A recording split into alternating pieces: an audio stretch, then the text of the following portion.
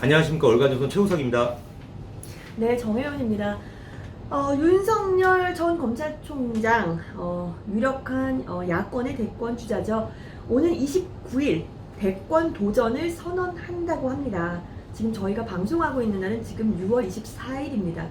어쨌거나 정치부 지금 현장에서 뛰고 있는 최우석 기자와 함께 그 윤석열 대권 도전에 대해서 한번 얘기를 나눠보겠습니다.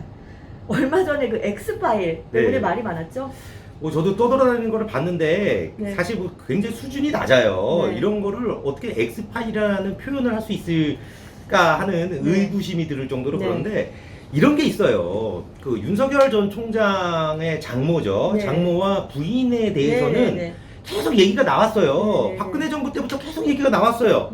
그렇죠? 네. 그 사람들이 다 알고 있어요. 네, 네, 그 네. 뭐 엑스파일 때문에 뭐 윤석열 전 총장의 지지율이 좀 네. 떨어졌다 이렇게 분석들을 하는데 네. 제가 봤을 때 그건 아닌 것 같아요. 네. 왜냐하면 한 4에서 5% 정도가 네, 네, 빠졌던데 네, 네, 네. 그 지지율이 고스란히 최재형 전 감사원장한테 네, 네, 네, 간 것 네. 같더라고요. 네, 네, 왜냐하면 네, 네. 갑자기 두둑 뭐 4%로 네, 네, 네, 등장 네. 뭐 이러지 않았습니까? 그렇죠. 그리고 이런 게 있어요. 그 우리 선배도 잘 기억하실 텐데 2007년 대선이죠. 네. 이명박 대통령이 당선이 될 때 뭐라 그랬습니까? 여론이 노무현 정부가 하도 뭐 이게 실정을 해서 네. 경제가 어려우니까 경제만 제발 살려달라. 네. 그때 민주당이랑 박근혜 캠프 쪽에서 네. 뭐라 그랬어요? 이명박 전 대통령 범죄자라 그랬잖아요. 네. 그랬더니 뭐라 그랬어요? 국민들이 범죄자래도 괜찮다. 경제만 살리면 된다. 그때 이래서 캐치플레이즈가 경제 대통령 그렇죠. 이명박이었죠. 그래서 압도적인 지지를 그렇죠, 해줬잖아요. 그렇죠.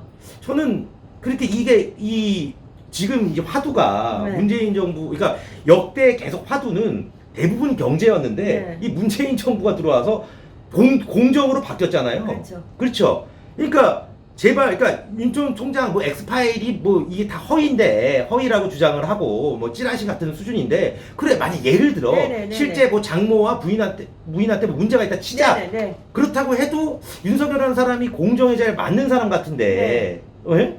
뭐 이명박 전 대통령과 같은 비슷한 그런 바람이 불 수도 있다고 봐요. 그러니까 우리가 할 때 최선도 있지만 차선을 선택하고 네. 최악을 피하기 위해 차악을 선택하고 이런 게 충분히 있잖아요. 네, 네. 표심에도 그런 게 있다고 생각하는데 네. 자, 저희가 지금 뭐 윤석열 편파 방송을 하는 건 아니고요. 지금 앞으로 뭐 계속 나올 그 야권의 대권 주자들 그리고 물론 여권의 대권 주자들에 대해서도 계속 방송을 할 거기 때문에 뭐 윤석열 너희가 편드냐 이런 말씀을 안 해주셨으면 좋겠습니다. 제가 윤 총장을 몰라요. 네. 저도 몰라요. 그리고 그냥 그 개인적으로 취재를 하고 네. 정치권에 있는 사람들의 분석을 듣고 그거를 그러니까 제가 얘기하는 거니까 비판은 제가 받겠습니다. 네, 예, 그러니까 이제 어쨌거나 정치부 현장에서 느끼는 윤석열의 장점 예. 뭐가 있을까요? 제가 봤을 때는 저는 이제 직접 만나서 대화는 네. 못 해봤습니다. 근데 제가 봤을 때 이 뭐 국감장에서나 네. 뭐 이런 데서 말씀하시는 거 보면 굉장히 화끈해요. 네. 질문에 대한 대답을 해요. 네. 정치인들 중에는 동문서답하는 분 네, 너무 많죠. 자기가 하고 싶은 말만 하고 그렇죠. 질문에 대한 대답을 안 하는 사람이 네, 많아요. 잘 기억이 안 나고. 네. 근데 보면은 굉장히 잘 얘기를 하고 네. 그리고 제가 아까 앞선에서 말씀드렸지만 지금의 화두가 공정인데 네.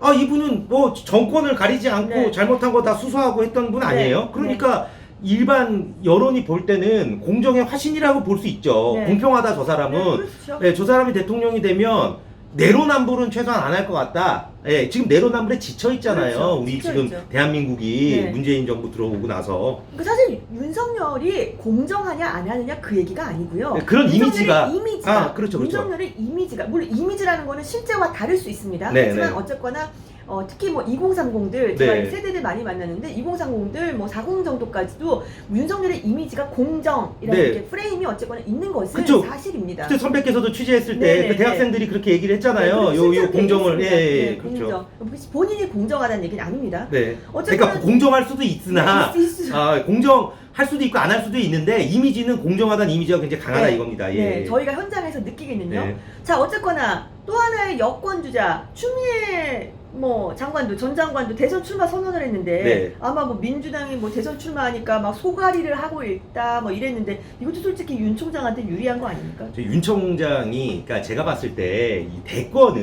네. 하늘에서 내려준다고 아, 하잖아요. 그렇죠. 운도 좀 따라야 되는데 네. 지금 윤 전 총장이 그 이상한 그 괴문서죠. 네. 정체불명의 괴문서 때문에 약간 뭐 이제 어떻게 소위 말하는 조그만 위기가 닥친 것 같은데 이제 추미애 장관께서 네. 대선에 출마함으로써 고가 그게 많이 상쇄되지 않을까. 아니 보면 이제 본인이 이제 꽝 잡는 매라고 했잖아요. 그래서 댓글 보니까 가관이더라고요. 예. 그러니까 이 사실 윤석열 전 총장을 야권의 유력 대선 주자로 키워준 게 우리 추미애 장관님이시잖아요. 그럼요. 그렇죠? 그 기억 안 나세요? 추미애 장관 앞에 쫙 이렇게 무릎 꿇고 있는 많은 사람들 저도 좀 때려주세요. 지지율 좀 올라가고 네. 그런 만평이 있었는데요. 그러니까요. 그런데 누가 뭐래도 1등 공신이죠. 제가 보니까 두 분이 친할 수도 있어요. 이게 지금 약간 윤 전 총장이 약간 이제 분위기가 이제 하다 보니까 딱 이 출마 선언 날짜가 이렇게 윤 전 총장한테 유리할 수 있습니까? 예. 그러니까 만약에 대선에서 뭐 친하실 그쵸. 수도 있죠. 네. 아니면 왜냐면은 그 정치도 보면은 이렇게 여야 간사위원회 이렇게 있을 때 막 싸우는 것처럼 보이다가 나중에 다 카메라 딱 꺼지고 나면은 서로 아이 뭐 형님 뭐 이렇게 뭐 예. 너무 근데 심하게 이 두 굴지 분은 마세요. 그럴 리는 없고요. 네. 예. 어쨌거나 그럴 수도 있다라는 우스갯소리고요. 우스갯소리 농담이죠. 자, 농담. 그럼 예. 반면 윤석열의 약점은 네. 네, 뭐가 있을까요? 저는 크게 두 개가 있다고 봐요. 네. 두 가지가 있다고 보는데 이제 첫 번째는 프레임에 지금 쌓여 갇힌 거예요. 박근혜 전 대통령을 감옥에 넣은 사람이다. 넣었다. 근데 이게 웃긴 게 뭐냐면 잘 보세요. 박근혜 대통령 탄핵의 법적 근거를 만들어낸 건 검찰 특별수사본을 이끌었던 이형렬 당진 서울중앙지검장이었어요. 이 팀에서 네. 소위 말하는 경제 공동체라는 걸 만들어냈다고요. 네네네네. 그렇잖아요. 네. 그리고 검찰 특별수사본부의 수사 내용을 근거로 네. 국회에 탄핵 소추안이 의결이 된 거예요. 네, 네, 그러니까 이때까지만 해도 윤석열 전 총장과는 아무런 네, 상관이 네, 없죠. 네, 네, 그렇죠. 네, 그렇죠. 당시 검찰은 그러니까 이형렬 지검장이 이끌었던 특별수사본부는 당시 박근혜 전 대통령을 기소하면서 30년을 구형했어요. 네, 네, 그렇죠. 그렇잖아요. 물론 이제 그 이후에 박영수 특검 그때 자세하게 설명을 해주셨잖아요. 네, 네, 네. 이게 지금 법적으로 문제가 있다는 거 그렇죠. 아니에요? 특검이 그렇죠. 끝나지도 않았는데 막 그렇죠. 탄핵 소추하고 그렇죠. 문제가 있다라고 했죠.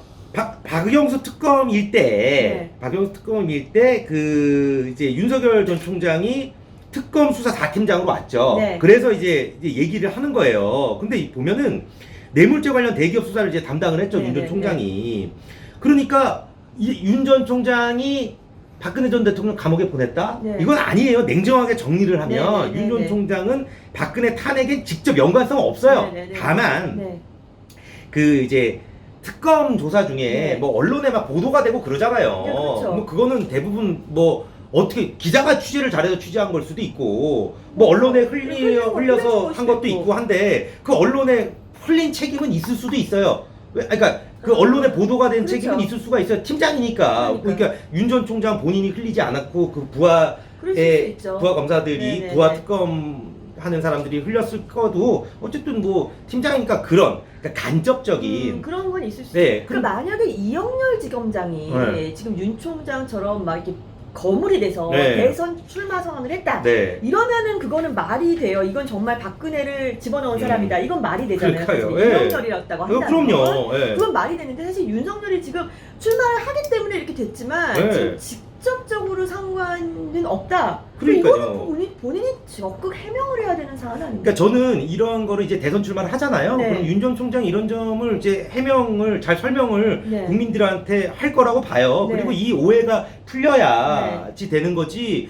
그렇게 되지 않으면 어쩐 일부 세력, 네. 그러니까 소위 말하는 친박 세력은 윤 전 총장을 지지하지 않을 수 있잖아요. 네, 그렇게 그렇죠. 되면 어려우니까 네. 보수가 누구든 보수 주자가 되면 그렇죠. 보수를 하나로 통합을 해야죠. 네. 그리고 제가 봤을 때 이 소위 말하는 박근혜 전 대통령을 위하고 아끼는 분들은 심정은 충분히 이해를 합니다만 이런 건 정확히 알아야 돼요. 네, 네, 이런 네. 거에 막 호도가 돼갖고 막 그러는 거 지금 문재인 정부가 제일 바라고 있는 거예요. 그렇죠. 그래서 박근혜 전 대통령 사면 얘기가 나오는 거 아닙니까? 네, 그렇죠. 예, 윤석열 그래서, 잡기 네, 위해서 한다. 박근혜 사면한다 이런 얘기가 그래서 나오는 거거든요. 그러니까 어쨌거나 윤석열 총장이 어쨌거나 대권 이제 선언하고 이제 그 행보를 이어가려면 우선 첫 번째는 정확히 네. 어떤 일이 있었는지 네. 내가 직접적으로 상관이 있었는지 없었는지 정확히 명확히 얘기를 네. 해야 되고 두 번째는 적어도 간접적 책임론에 대해서도 네. 본인이 어쨌거나 박근혜 전 대통령의 이제 저희가 많잖아요. 아직 그렇죠. 지지자들이. 그분들에 네. 대해서 간접적으로나마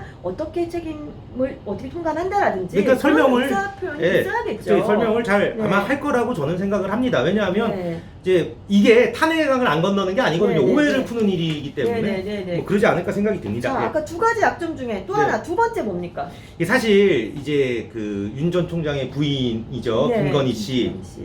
김건희 대표가 뭐 굉장히 미인이에요. 실제로 그러니까 만나고 교류를 했던 분들 얘기를 들어보면 그 화면에 나오는 것보다 더 미인인데 사실 그 미인이고 이제 재산이 좀 많잖아요. 네. 그러면 그냥 타깃이 될 수가 있어요. 네. 그렇죠. 그러니까 예를 들어서 나경원 전 원내대표가 1억 원 피부과. 그 예를 들어서 동대문에서 산 옷으로 진짜 네. 입고 다녀도 막 명품 입고 다녔다고 그렇죠. 비판받고 그랬잖아요. 네, 그 네, 오해를 네. 푸는데 굉장히 오랜 시간이 네, 걸린 걸로 네, 제가 네, 알고 네, 있어요. 네, 그런 오해를 네. 이 김건희 씨도 네. 받을 수 있지 않을까. 네. 왜냐하면 이 공격하는 이 지금은 이 대선이라는 게 어느 쪽이든 이제 안 잡으면 이게 네. 큰일 나는 그런 네, 이게 네. 너무 팽팽하게 맞서서 네. 조금이라도 하면 막 이렇게 무조건 공격하려 들 거거든요. 네. 좀 이제 그렇게 되지 않을까. 그러니까 이거에 대해서도 뭐 부인도 이제 어쨌든 선거에 나가게 되면 적극적으로 돕잖아요. 그럼요. 네, 잘 설명을 해야 되겠죠. 예. 네, 그러니까 어쨌거나 뭐 윤석열 총장 뭐 현재로서는 뭐 야권 내 대선 주자 지지도 1위를 지금 달리고 있습니다. 아, 네네네. 어쨌거나 뭐 장점 화끈하다, 공정하다는 이미지가 강하다 네. 있고 그다음에 반문이라는 이미지 강하고요. 네, 그리고 이제 확장성이 있죠, 표에. 왜냐면은 지금 이게 70대부터 그렇죠. 20, 30대의 지지율이 세대별로, 높으니까 네, 예, 세대별로 표의 좀 확장성이 가장 큰 확장성이 장점이라고 있고 보이고. 굉장히 큰 장점이고요. 네. 두 번째 반대로 약점은 박근혜 전 대통령의 탄핵과 관련된 네, 오해. 연관성, 네. 그리고 또 부인인 김건희 씨에 대한 여러 가지 뭐 그러니까 사람들의 얘기를, 그냥 구설에 오를 가능성이 네. 높다는 거. 네. 이걸 잘 방어해야 되겠죠. 어쨌거나 뭐 어떤 식으로든 어쨌거나 그 가도를 달리기로 결정을 했기 때문에 아마 현명한 선택을 하시지 않을까 싶습니다. 어쨌거나 윤 전 총장이 앞으로 어떤 길을 걸어갈지 관심이 쏠리고 있습니다. 저희도 이제 두 길을 쫑긋 세우고 현장에서 새로운 소식이 들어올 때마다 알려드리도록 하겠습니다.